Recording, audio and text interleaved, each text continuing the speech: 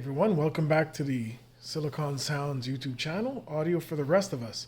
Thought I'd make a really quick video on DAC dongles. We have here 3 DAC dongles which are provided or available from the Venture Electronics website, one of which is out of production. This would be the OdysseyHD. So what we have here is the OdysseyHD. Here we have the Abigail, and here we have the Avani. Those are the names of the different DAC dongles.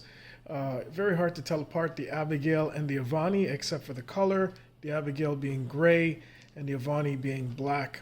The OdysseyHD, very easy to tell apart. It has a fantastic cable in between, and it unfortunately is now no longer in production. So let's make a quick differentiation on the sound of these different dongles. I would say the Avani, will start here. Avani, very clean, very almost sterile in a way. Pretty much, I think it's a better fit for earphones that have a little bit more warmth in their presentation. It definitely has decent driving power for the vast majority of IEMs or in-ear monitors that are available. I wouldn't use any of these to drive full range cans, although the OdysseyHD can drive some of the more difficult loads in terms of earbuds. That being said, the Avani, definitely a good sounding, more clinical than the other two in terms of its sound signature. The Abigail is what I'd say middle of the road, very nice, pleasing, little bit of warmth to the signature. It doesn't sound as extended per se as the Avani. Extended may be the wrong word. It's not as clean as the Avani in terms of sterile sound. It has a little bit more richness to it. Still a very good IEM. Again, it's all about synergy here. And now getting to my favorite, which is unfortunately no longer in production, we have the OdysseyHD. Spec-wise, it probably has the lowest output of the 3. Still, it is able to drive all my IEMs to pretty reasonable volume.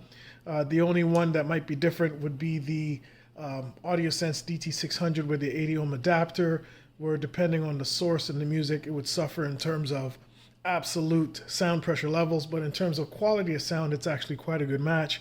I like this. It works really well with balanced earphones, has a nice airy top end, a very rich bass, low end, quite musical. In terms of musicality, I would say that the OdysseyHD is first.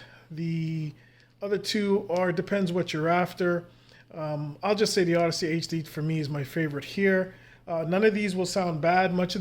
All of them are vast improvements over your typical phone DACs that are built in. That being said, the LG series do have some great quad DACs which are legendary. I don't have one to compare. I can only say in the vast majority of tablets, cell phones, and yes, even desktop computers, these would be a definite improvement. The great thing is, I think the most expensive one here is barely $20, maybe not even. Again, this one, the HD being out of production. Just wanted a quick look at the different dongles and how I find them. You can always post below what your thoughts are. There are a lot of other dongles as well. We have the more expensive ones, for example, the Shanling UA2 video will be coming out shortly. We have the EIDA models, which is a completely different planet compared to these with respect to what it's meant to do and meant to drive. We also have some other ones as well. We have the Apogee Groove, which is just in a different ballpark with compared to these. These are your affordable, let's call it even cheap dongles, which can raise the quality of the sound that much of our devices put out, significantly increase the quality of the sound. In terms of power draw, because these are not powered, they don't have any built-in batteries at their size. Where would the battery be anyways? They do take some power from your device. If it's a desktop computer, not much of a problem. If it's a laptop, again, not much of a problem. If it's your average cell phone, I've used these with a OnePlus 3T, a OnePlus 7T. Old Motorola, I can't remember the series, quite an old one. And power draw for any of these three was quite minimal.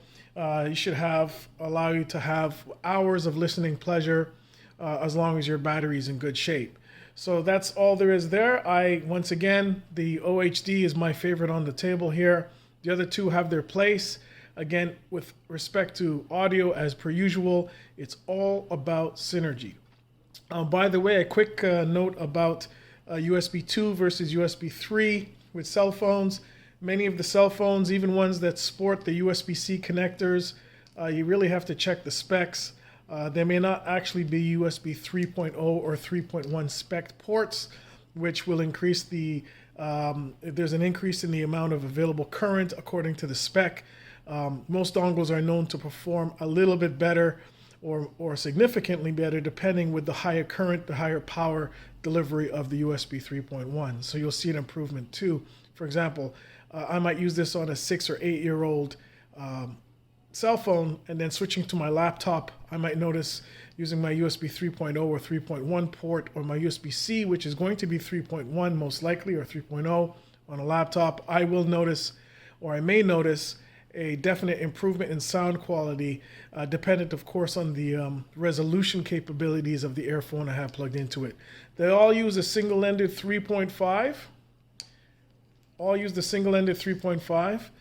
Some of the more expensive dongles out there will use balanced out, such as the UA2 has a balanced out, and others that are coming up. We look forward to the Megatron from Venture Electronics as well.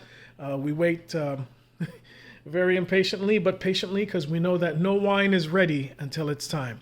Just a little touching base with some of the cheaper dongles out there. All of these available from Venture Electronics, except for the OdysseyHD, which once again has been discontinued. Thanks a lot. Please subscribe to the channel and give a thumbs up if you liked the video, and we'll talk to you and touch base soon. Have a great day.